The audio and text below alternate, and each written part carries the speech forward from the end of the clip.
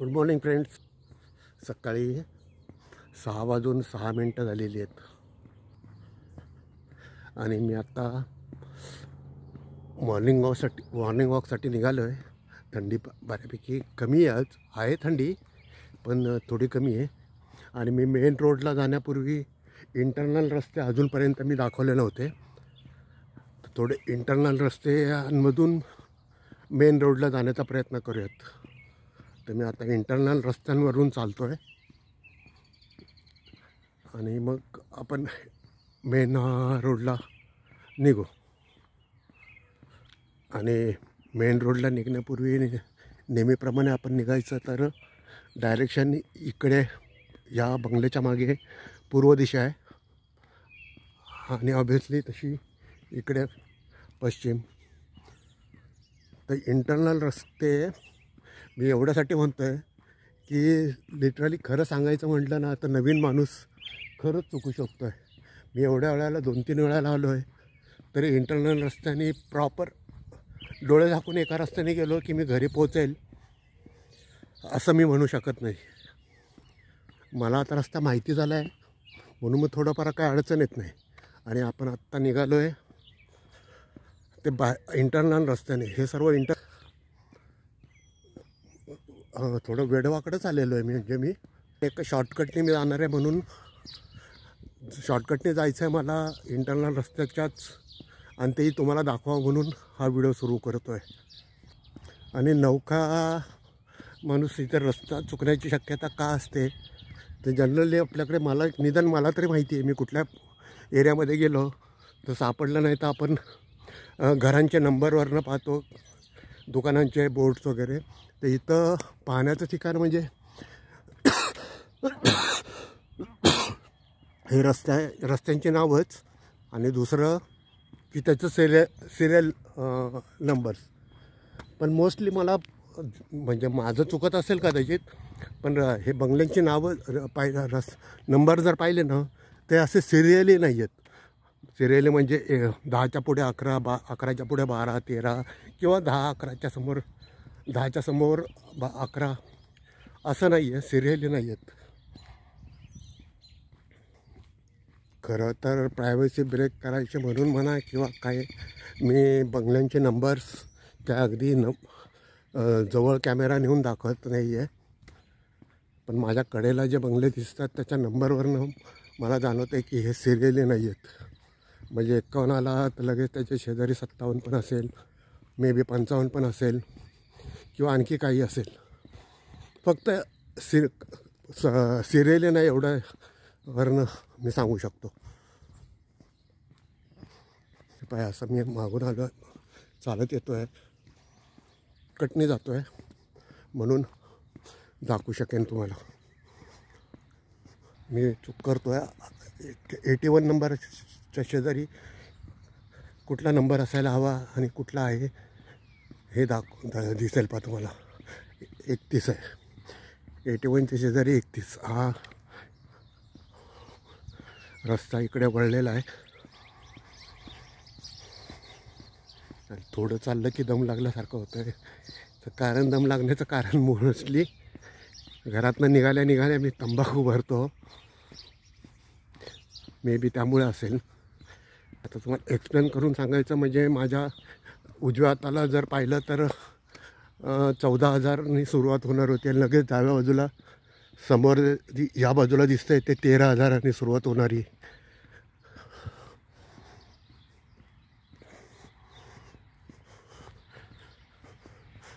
तर पहा मला इकडे जायचं आहे. हा मेन रोड आलेला आहे. आता खरं सांगायचं म्हणजे हा सुद्धा रस्ता मी ज्या रस्त्याला मला वाटलं होतं मी निघेल आणि शॉर्टकट दाखवायचा होता तो कुठे दुसरीकडेच राहिला. मी वेगळ्याच रस्त्याला निघालो आहे. याच्यावरने फक्त एवढं गृहीत धरा की तसं सिरियली नाही आहे. आणि आता मी मेन रोडला आलेलो आहे. पण मला जिकडे निघायचं होतं तिकडे मी निघालेलो नाही आहे खरं. आता मागच्या वर्षीसुद्धा मी इकडे बरंच फिरलेलो आहे, यावर्षीसुद्धा फिरतो आहे, तरी मी कॉन्फिडंट नाही आहे. एनिवे चला आता जाऊयात. आता ठरवूया. डावीकडे मी अजूनही ठरवलेलं नाही आहे मला डावीकडे जायचं आहे का उजवीकडे जायचं आहे. कुठून का होईना 4-5 किलोमीटर सकाळी फिरायचं ह्या इथून मी निघतो रोज म्हणजे आणि व्हिडिओ टाकत असतो. हा मेन रोड आला आहे, पण हा जो मला ज्या रस्त्याने जायचं होतं तो मेन रोड नाही आहे. मला त्याची काही करायचं नाही. कुठे आपल्याला तर 4-5 किलोमीटर फक्त फिरायचं आहे, एवढंच आहे. मी असा मागून इकडून आलेलो आहे आणि आता मी इकडे म्हणजे माझ्या डाव्या हाताला जातो आहे, या बाजूने जातो आहे. पुढे मोठा चौक दिसतो आहे मला, त्या चौकात बऱ्याच वेळा गेलो आहे, पण आता जाऊयात तिकडे. आपल्याला काय त्याचं कुठेही 4-5 किलोमीटर जायचं आहे, त्यामुळे मी निघालो आहे. खरं तर गड्यांनो मी एवढं नक्की सांगू शकतो आहे, काही पॅरेंट जे येतात ते बोर होतात. तर आपल्यासारखे लोक मोस्टली माझ्यासारखे आपल्यासारखे म्हणलं तर माझ्यासारखे लोक जास्त दिवस इथे राहू शकणार नाहीत. कारण लिटरली सर्व अजून तर आपण डाऊनटाऊनमध्ये गेलेलो नाही आहे. हे फक्त मी प्लेनफील्ड जवळपासच, अर्थात हा जवळपास असला तर तसं तरी खूप लांबपर्यंत मी पायी फिरतो आहे. खरं तर 68 वर्षासारख्या माणसाचं एवढं मला नाही वाटत म्हणजे मी म्हणत नाही आहे मी स्ट्रॉंग आहे, पण अवघड आहे तसं फिरणं. आता इतर वेळेला मी जे दिवसा जसं सुनेबरोबर मुलांबरोबर कारमधनं फिरतो आहे, पण असं पायी फिरणं खूपच अवघड आहे, लिटरली अवघड आहे. तशी गर्दी कमीच असते आणि त्यात आज रविवार, त्यामुळे त्याहून कमी. म्हणजे आतमध्ये ठीक आहे, म्हणजे सोसायटीमध्ये हे टेक अवे जे असतं जे असतं पार्सल आपलं हे मॅकडॉनल्डच्या इथनं कारमधनंच आतमध्ये शिरायचं, तिथे डिलिव्हरी घ्यायची, त्याच्या मागच्या बाजूला पैसे भरायचे, ऑर्डर द्यायचे. आणि ह्या कार थांबलेल्या आहेत, त्यांनी मागच्या काउंटरला ऑर्डर दिली आहे. थोडं पुढे आल्यानंतर ते डिलिव्हरी घेतील आणि आपला नाश्ता जे काय आहे ते घेऊन जातील पुढच्या प्रवासाला. कारमधनं एक पाऊलही खाली उतरायचं नाही. रस्त्यांवर थोडं झकपक दिसते म्हणून मी 2-3 वेळा ह्या रस्त्याने आलेलो आहे. अदरवाईज माझं काही असं खास का या चौकामध्ये बऱ्याच वेळा येतो आहे. आणि असं पुढे की थोड्या प्रमाणात ट्रॅफिक जास्त असते.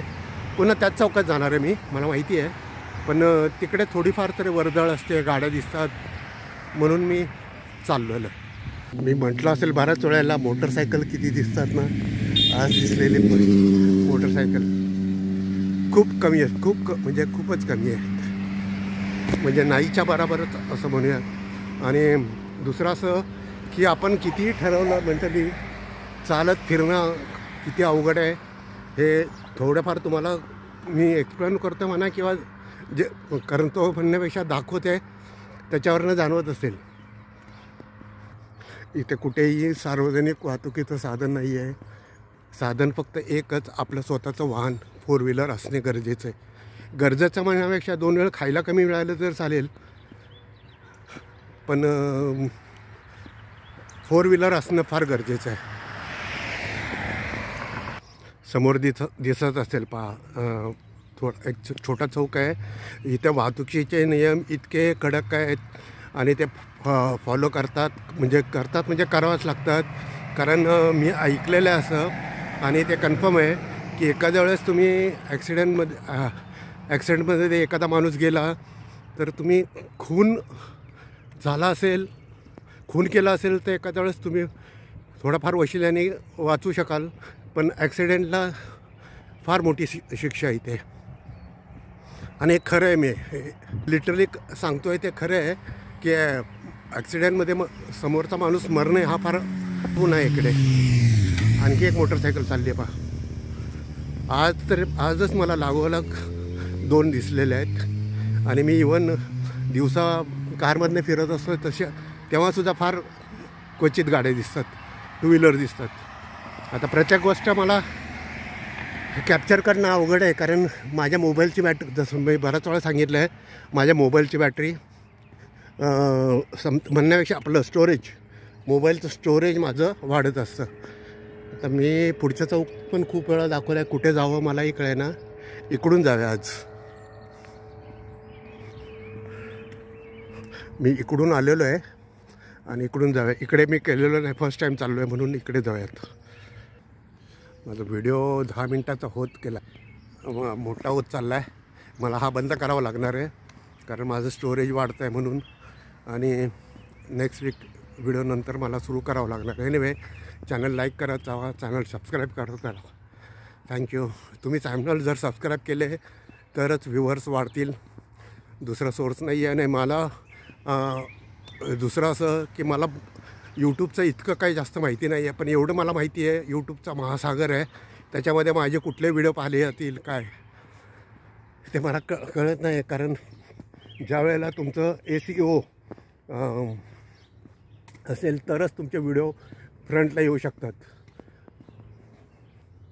SEO म्हणजे सर्च इंजन ऑप्टिमायझम, ते जर असेल तरच तुमचे व्हिडिओ फ्रंटला येऊ शकतात. तर त्यासाठी तुमचा व्हिडिओ चांगले पाहिजेत, तुमचं थंबनेल व्यवस्थित पाहिजे. मला तर थंबनेल करता येत नाही, तरच तुमचे व्हिडिओ फ्रंटला येतील आणि जास्त लोक पाहू शकतील.